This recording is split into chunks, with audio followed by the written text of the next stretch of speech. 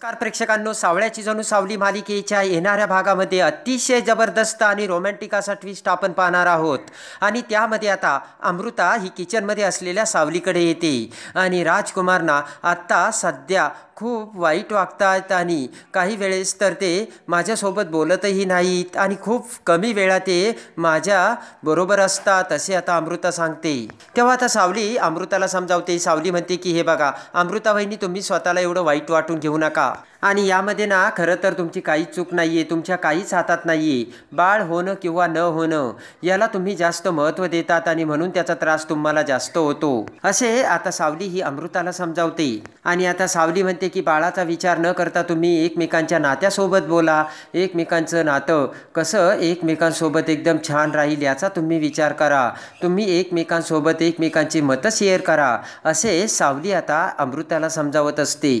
सावली म्हणते की बाळ होण्यासाठी वहिनी तुम्ही आनंदी असताल ना तरच काहीतरी होऊ शकतं, हे तुम्हाला माहिती नाही आहे का? मला ना राजकुमार सरांना सुद्धा हे सांगावं लागेल असे आता सावली अमृताला सांगते. आणि यानंतरचं सगळं आयुष्य तुम्हा दोघांना एकत्र काढायचं, तेव्हा तुम्ही असं का करता आणि वाटलंच तर आपण दोघी त्यांच्याशी बोलू असे सावली सांगते. आणि आता ती ऐकून अमृताला खूप बरं वाटतं. अमृता म्हणते की सावली हे बघ, तुझ्याशी मन मोकळं करून ना मला खरंच खूप बरं वाटलं. आणि असे म्हणत प्रेमाने अमृताने आता सावलीला मिठी मारलेली असते आणि सावलीचे अमृता आता आभार मानते.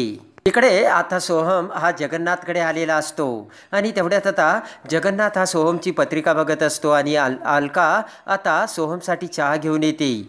जगन्नाथ समोर आता चहा अलका आता सोहमकडे देते. पटकन आता जगन्नाथ हात पुढे करून पुन्हा हात पाठीमागे घेतो आणि आता लगेच आता सोहम म्हणतो की जगन्नाथजी तुम्हाला चहा. अलकाकडे बघत जगन्नाथ म्हणतो की नाही, तू घे अगोदर चहा, मी अगोदर तुझी पत्रिका बघतो. आणि जगन्नाथ आता सोहमची पत्रिका बघू लागतो. आणि आता सोहमची पत्रिका बघता क्षणी आता जगन्नाथ म्हणतो हे बघ सोहम, तू कंपनी टाकली ना तिची भरभराटच होणार आहे, ती पुढे सुद्धा जाणार आहे, पण यामध्ये तुझ्या बायकोची काही मदत होईल या असे तुझ्या पत्रिकात अजिबात नाही आहे. ते ऐकताच आता सोहमला धक्का बसतो आणि आता सोहम म्हणतो की जगन्नाथजी मला हेच विचारायचं होतं, माझ्या म्युझिक कंपनीमध्ये ताराचं किती कॉन्ट्रीब्युशन असेल? अलका म्हणते सोहम तू आत्ता हे बरोबर बोलतोय, पण हे जर तुझ्या मम्माला कळलं तर? सोहम म्हणतो की त्याची काळजी तुम्ही करू नका आणि मला ना तुम्ही जे काही आहे माझ्या पत्रिकेत ते सगळं खरं सांगा. जगन्नाथ म्हणतो हे बघ, मी तुझी पत्रिका बघितली, तुझ्या हाताला यशही आहे, तुझी भरभराट सुद्धा होणार आहे, पण तुझी जी अर्धांगिनी आहे ना यामध्ये तिचा वाटा काहीच नसणार आहे, तिची तर तुला मदत होणारच नाही, तरीसुद्धा तिच्या खूप अडचणी तुझ्या वाटेमध्ये येणार आहेत. त्यावरती आता सोहम म्हणतो की जगन्नाथजी यावरती काही सोल्युशन असेल ना? तर आता जगन्नाथ म्हणतो की हे बघ, तुला कंपनीबाबतचे जे काही निर्णय घ्यायचे ना ते योग्य विचार करून घे. आणि आता जगन्नाथजी तुमचा पाठी आशीर्वाद असंच माझ्या पाठीशी राहू द्या असे म्हणत सोहम तेथून निघून जातो. आता जगन्नाथ आता अलकाकडे बघतो. अलका म्हणते की काय वाटतंय तुम्हाला? तेव्हा आता लगेच आता जगन्नाथ म्हणतो की सोहमच्या निर्णयामुळे सावलीला चांगले दिवस येणार आहेत, हे मात्र तेवढंच खरं असल्याचे जगन्नाथ सांगतो. इकडे आता जयंतीला खूप राग आलेला असतो. आपण किचनमध्ये जाऊन केक खाल्ला यामुळे सावली आपल्याला कशी बोलली हे सगळं आता जयंतीला आठवतं आणि जयंती म्हणते की मला त्रास देते काय? बघते आता या घरामधल्या सगळ्या वस्तू छोट्या छोट्या करून विकल्या ना तरीसुद्धा खूप पैसे येतील. आणि जयंती आता पटकन एक पिशवी घेते आणि घरामध्ये शोच्या ज्या वस्तू लावलेल्या असतात, हत्ती घोडे, त्या सगळ्या वस्तू आता जयंती एका पिशवीत भरते. आणि तेवढ्यातच बबलू तिथे येतो. बबलू आता जयंतीच्या त्या पिशवीकडे बघतो आणि म्हणतो की पिशवीत काय आहे? हसतच आता जयंती म्हणते की त्याच्यात आपलं असंच घरगुती सामान आहे, किडूक मिडूक. हसतच बबलू म्हणतो किडूक मिडूक का? मग दाखवा बरं. आता बबलू म्हणतो की पिशवीमध्ये किडूक मिडूक सामान आहे काय? आणि लगेच आता बबलू त्याचा मोबाईल काढतो आणि जयंतीला तिचा व्हिडिओ दाखवतो. त्यामध्ये त्या घरातल्या वस्तू, हत्ती घोडे सगळं काही जयंती कशी पिशवीत भरत होते हे बबलूने आता त्या मोबाईलच्या व्हिडिओमधून जयंतीला दाखवलेलं असतं. आणि बबलू म्हणतो की अच्छा, पिशवीतल्या किडूक मिडूकच्या गोष्टी या आहेत तर. आणि आता बबलू म्हणतो की ज्या वस्तू जिथे होते ना त्या सगळ्या तिथे नेऊन ठेवायच्या, एक सुद्धा वस्तू तिच्या जागेशिवाय दुसरीकडे गेली नाही पाहिजे, नाही तर व्हिडिओ. आणि आता जयंतीला राग येतो आणि पटकन जयंती त्या सगळ्या वस्तू पुन्हा ठेवण्यासाठी जाते. इकडे आता सारंग हा सखदेवकडे येतो आणि सखदेवला म्हणतो की सावली कुठे गेली, बघितली का दादा तू? तेव्हा आता सखदेव म्हणतो की बहुतेक ती मार्केटमध्ये गेली वाटतं. पुन्हा आता सारंग विचार करतोय आणि म्हणतो की येतो दादा मी बघतो. आणि त्यानंतर आता इकडे ऐश्वर्या ही बबलूला घेऊन आता तिलोत्तमाकडे येते आणि लगेच आता ऐश्वर्या म्हणते की मॉम, याने ना खूप मोठा मूर्खपणा केला आणि याने अमृता वहिनीचं औषध सांडलं आणि ते सांडून 1 महिना झाला आणि हा आत्ताशी सांगतोय. आणि त्यानंतर इकडे आता लगेच ऐश्वर्या इकडे बबलूला म्हणते की नोकर आहेस ना, मग नोकरासारखं वाग ना. ते ऐकताच आता तिलोत्तमा रागाने म्हणते की ऐश्वर्या काय म्हणालीस तू? तर आता लगेचच बबलू म्हणतो की जाऊ द्या, बरोबर आहे तिचं. तर ऐश्वर्या खुश होते आणि तेवढ्यात आता सावली तिथे येते आणि म्हणते की बबलू दादा अहो जेवण तयार आहे, चला जेवण करायला. तेव्हा लगेचच आता ऐश्वर्या म्हणते की एका नोकराला बोलवायला दुसरी आली आणि जा. तर लगेच आता तिलोत्तमा म्हणते हे बघ ऐश्वर्या, एक तर मी तुला पहिली गोष्ट सांगते, बबलू हा या घरातील नोकर नाही आहे, तो सारंगचा या घरातील चांगला मित्र आहे आणि या घरातील सदस्य देखील आहे. आणि लगेच आता ऐश्वर्या म्हणते की मॉम आपला विषय वेगळा आहे. तेव्हा आता तिलोत्तमा म्हणते काय वेगळा आहे विषय? त्या सगळ्याची जबाबदारी तूच घेतली होती ना. अमृताला आत्तापर्यंत व्यवस्थितरित्या पावडर देण्याचं काम तूच करत होती. मग आपण घरात असू किंवा बाहेर असू, पावडर व्यवस्थित ठेवण्याचं आणि व्यवस्थित देण्याचं ती जबाबदारी तू घेतली, म्हणजे ते काम तुलाच व्यवस्थित करायला हवं. तिलोत्तमा म्हणते की सांग ना मग यामध्ये चूक कोणाची आहे? तेवढ्यात आता तिलोत्तमा म्हणते की आणखी एक गोष्ट ऐश्वर्या मी तुला सांगते, घरच्या लोकांविषयी जेव्हा तू बोलशील ना तेव्हा विचार करून बोलत जा. तर आता पटकन आता तिलोत्तमाची ऐश्वर्या माफी मागते आणि तेवढ्यात आता सावली ही बबलूसोबत आता आतमध्ये जाते. तर आता बबलू पुन्हा आता सावलीची माफी मागतो. सावली म्हणते कशाबद्दल? तेव्हा आता बबलू म्हणतो की ऐश्वर्या तुमच्यासमोर मला नोकर म्हणाली. म्हणते की जाऊ द्या, काही माणसाचा स्वभाव असतो. तरीसुद्धा आता बबलू म्हणतो की मला कोणी काही जरी म्हणालं ना, माझी जागा कुठे आहे ते चांगलं माहिती आहे. आणि बबलू निघून जातो. इकडे आता तिलोत्तमा ही नीलकडे येते आणि म्हणते की नील, फायनली मी तुला सांगते की कंपनीतील आउटडोअरची सगळी जबाबदारी तुझ्याकडे असेल आणि बाकीचं लोकांनी सगळं सारंगने बघावं. नील म्हणतो ठीक आहे, तसं ही पॅकेजिंग युनिट आपण बाहेरच करतोय. तेवढ्यात ऐश्वर्या देखील तिथे येते आणि तेवढ्यात सारंग देखील तिथे येतो. पण तेवढ्यात एकनाथराव आणि कानू सुद्धा तिथे येत रामकृष्ण हरी असे म्हणतात. ऐश्वर्या आता त्यांच्याकडे बघते आणि म्हणते की तुम्ही इथे काय करताय? आणि त्यानंतर आता एकनाथराव म्हणतात की हे बघा तिलोत्तमा मॅडम, आम्ही रिकाम्या हाताने परत आलो, पण ज्या वेळेस आम्ही वारीला जातो ना त्यावेळेस पांडुरंगाला साकडं घालून येतो. या वर्षी मी या घरात पाळणा हलावा म्हणून साकडं घातलंय. ते ऐकताच आता तिलोत्तमा चाचरते आणि एकनाथरावांकडे बघते आणि लगेच आता कानू म्हणते की म्हणून या घरातील सुनांची ओटी भरावी, त्या निमित्ताने या घरात पाळणा नक्की हलेल अशी आमची खात्री आहे, असे आता कानू तिलोत्तमाला सांगते. आणि तेवढ्यात आता ऐश्वर्या म्हणते की हे काय आता नवीन नाटक मॉम, मला ना यावर अजिबात विश्वास नाही. तर तिलोत्तमा म्हणते ऐश्वर्या 1 मिनिट थांब. आणि लगेच आता तिलोत्तमा म्हणते की त्यांना जे हवं आहे ना ते करू दे. तिलोत्तमा एकनाथरावांना म्हणते की तुम्हाला आमच्या सुनांच्या ओट्या भरावायच्यात ना, आणि तुमच्या मी मार्गामध्ये येणार नाही. आणि जर याच्यामुळे माझ्या घरात पाळणा हलणार असेल तर अवश्य करा आणि अवश्य ओटी भरा. कानू म्हणते का आमचा पक्का विश्वास आहे या घरात नक्की पाळणा हलेल आणि लगेच आता आमचा विठुराया नक्कीच हे पूर्ण करेल असे कानू बोलता क्षणी रागाने ऐश्वर्या तेथून निघून जाऊ लागते. पण त्याच वेळेस आता इकडे तिलोत्तमा ऐश्वर्याचा हात धरते आणि थांबवत म्हणते की थांब ऐश्वर्या, आत्तापर्यंत आपण सगळं काही केलं, आता हे सुद्धा करून बघूयात. आणि लगेच आता सगळ्या सुनांना म्हणजे तिन्ही सुनांना आता तिलोत्तमाने बोलावलेलं असतं. सगळ्या जण येऊनी आता सोप्यावरती बसतात आणि पटकन आता एकनाथराव आणि कान्हू प्रत्येकाचं औक्षण करत आता प्रत्येकाच्या ओट्या भरू लागतात. पहिल्यांदा आता अमृताचं औक्षण केलेलं असतं आणि अमृताची ओटी भरलेली असते आणि त्यानंतर कान्हू आता ऐश्वर्याचं औक्षण करते आणि त्यानंतर आता कान्हू ही सावलीचं औक्षण करून सावलीची ओटी भरते. आणि आता नंबर येतो तो ताराचा. तर ताराचाही औक्षण करून ताराची सुद्धा ओटी कान्हूने भरलेली असते. आणि तेवढ्यात आता सगळ्यांच्या ओट्या भरता क्षणी आता सखदेव हा जयंतीला तिथे घेऊन येतो. सखदेव म्हणतो की बाबा आता निघायचा का हो? आणि लगेच आता एकनाथराव लगेच सगळ्यांचा निरोप घेतात. तर सारंग म्हणतो की बाबा थांबा ना अजून काही दिवस. तेव्हा आता एकनाथराव म्हणतात की नका जावई बापू, झाला आता पाहुणचार. एकनाथराव म्हणतात की तसंही मुलीच्या घरी जास्त वेळ राहू नये आणि आता आमची जाण्याची वेळ झाली जावई बापू. पटकन आता सावली पुढे येत एकनाथरावांनी कान्हूंना काळजी घेण्यासाठी सांगते.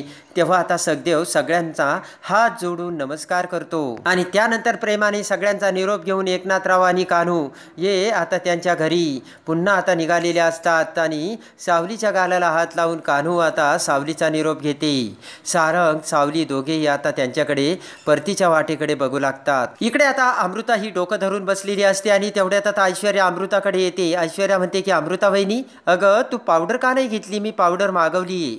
अमृता म्हणते की नको. ऐश्वर्या माझं ना खूप डोकं जड पडलंय. डोक्याला हात लावत आता अमृता म्हणते की मला ना काहीच कळत नाही काय होतंय ते. आणि त्याच वेळेस आता इकडे सावली ही किचनमध्ये काढा बनवत असते.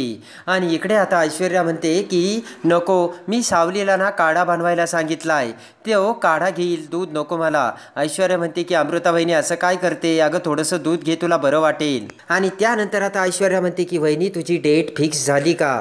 आणि लगेच आता अमृता म्हणते हो, वर 7 दिवस झाले तरी सुद्धा काहीच कळत नाही. आणि तेवढ्यात आता ऐश्वर्याला विचार येतो, ही अमृता वहिनी खरंच प्रेग्नंट नाही राहिली ना? आणि तेवढ्यात आता सावली ही अमृतासाठी काढा घेऊन तो काढा ग्लासमध्ये घेऊन येते. आणि तो ग्लास आता अमृतासमोर ठेवत आता सावली म्हणते की अमृता वहिनी हा काढा घ्या, तुम्हाला बरं वाटेल. आणि जर या काढ्याने तुम्हाला बरं वाटलं नाही तर उद्या सकाळी आपण दवाखान्यात जाऊन येऊयात. तर रागाने ऐश्वर्या आता सावलीकडे बघते आणि इकडे आता अमृता तो काढा घेते. आता काढ्याचा एक गोट घेता क्षणी आता अमृताला ठसका जातो तर सावली अमृताला सावरते. आणि ते सगळं बघता क्षणी आता ऐश्वर्याला राग येतो आणि थाय थाय पाय आपटत आता ऐश्वर्या तिच्या बेडरूममध्ये निघून जाते. तेव्हा आता इकडे सावली ही ऐश्वर्याकडे बघते. आणि इकडे आता आरशासमोर येऊन आता ऐश्वर्या म्हणते की जर या घरात अमृतामुळे जर पाळणा हल्ला तर त्याच दिवशी या घरात तिचं महत्त्व वाढेल आणि त्या क्षणी ती तिलोत्तमाची लाडकी होईल. आणि लगेच आता आरशासमोर येत ऐश्वर्या म्हणते नाही नाही, मी असं नाही होऊ देऊ शकत. आणि तेवढ्यात आता पाठीमागून नील तिथे बसलेला असतो आणि तो ऐश्वर्याकडे बघत म्हणतो की ऐश्वर्या अगं कसला विचार करतेस? ऐश्वर्या आता जाम टेन्शनमध्ये आलेली असते. ऐश्वर्या म्हणते हे बघ, मी माझा विचार करते, मला इंटरप्ट करू नकोस आणि माझी काळजीही करू नकोस नील. आता नील म्हणतो हे बघ ऐश्वर्या, तू माझी बायको आहे, तू अशी विचार करत बसशील आणि मी नुसता बघत राहू का? अगं माझ्याशी तुझ्या मनात जे काय आहे ते शेअर कर, आपण बोलूया ना मनमोकळेपणाने. आता ऐश्वर्या म्हणते की शेअर करायचे दिवस सगळे गेलेत. आणि लगेच आता नील म्हणतो की असं का वागतेस ऐश्वर्या तू माझ्यासोबत? तुझ्या मनात एखादी गोष्ट आहे आणि ती तू माझ्यासोबत शेअर करावी एवढंच मी बोलतोय. नील म्हणतो मी तुझा रिस्पेक्ट करतो आणि तू माझ्याशी तुसडेपणाने का वागतेस? आणि त्याच वेळेस आता इकडे नील म्हणतो की आईची इच्छा असून सुद्धा तुला मूल नकोय म्हणून मी ॲक्सेप्ट केलंय ना? तर रागाने ऐश्वर्या नीलकडे बघत म्हणते की जस्ट शट अप. आणि नाविलाजाने नील तिथून निघून जातो. पण ज्या वेळेस आता इकडे ऐश्वर्या ही अमृतापासून थाय थाय पाय आपटत निघून गेलेली असते त्याच वेळेस आता सावलीने ऐश्वर्याकडे बघितलेलं असतं आणि नक्कीच ऐश्वर्याच्या मनात काहीतरी चाललंय हा संशय आता सावलीला येतो. आणि त्या क्षणी आता ऐश्वर्याने दुधामध्ये दिलेली पावडर आता अमृताने घेतली नाही याचा ऐश्वर्याला राग येऊन ऐश्वर्या वहिनी तेथून निघून गेले आणि नक्कीच काहीतरी गडबड असल्याचे आता सावलीच्या लक्षात येते. आणि आता इकडे अमृताचं डोकं धरूनच असतं. अमृता आता तिच्या डोक्यातील जो काही त्रास आहे तो थोडासुद्धा कमी व्हायला तयार नसतो. तेव्हा आता नाविलाजाने दुसऱ्या दिवशी अमृता आता सावलीकडे येते आणि म्हणते की सावली अगं आता मला ना धीरच धरवत नाही. तेव्हा आता सावली म्हणते की अमृता वहिनी डॉक्टरांकडे यायचं का? तर आता अमृता तयार होते. सावली आणि अमृता आता दोघेही डॉक्टरांकडे जातात.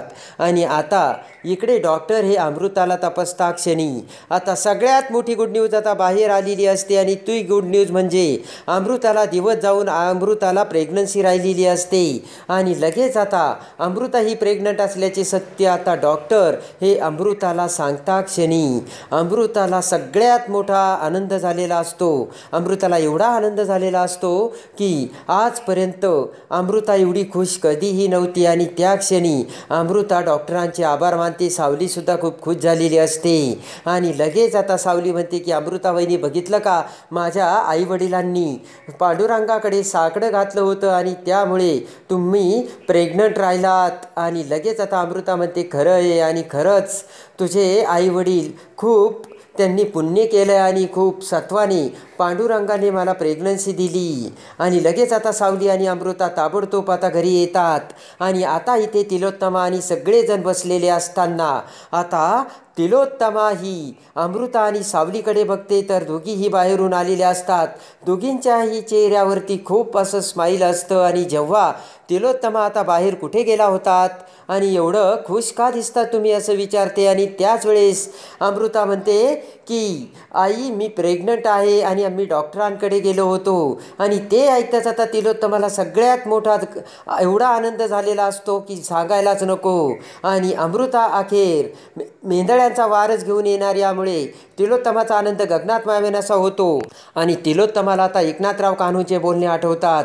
एकनाथरावांनी चारही सुनांची ओटी भरली होती आणि पांडुरंगाकडे साकडे घातलं होतं आणि त्याचंच हा परिणाम असल्याचे तिलोत्तमाला समजताच त्या क्षणी आता तिलोत्तमाने सावलीकडे प्रेमाने बघितलेलं असतं आणि प्रेमाने तिलोत्तमाने सावलीला येऊन मिठी मारलेली असते. खऱ्या अर्थाने सावलीचे आई वडील खरंच खूप पुण्याईचे आहे आणि त्या पुण्याईच्या जोरावर आजपर्यंत जे कुणालाही एवढं प्रयत्न करून जमलं नाही ते आता पांडुरंगाकडे साकडं घालून एकनाथराव कान्हूने एका झटक्यात करून दाखवलं. असे विचार मनात येताच आता पटकन आता तिलोत्तमा सावलीला मिठी मारते आणि म्हणते की सावली आज मी खूप खुश आहे.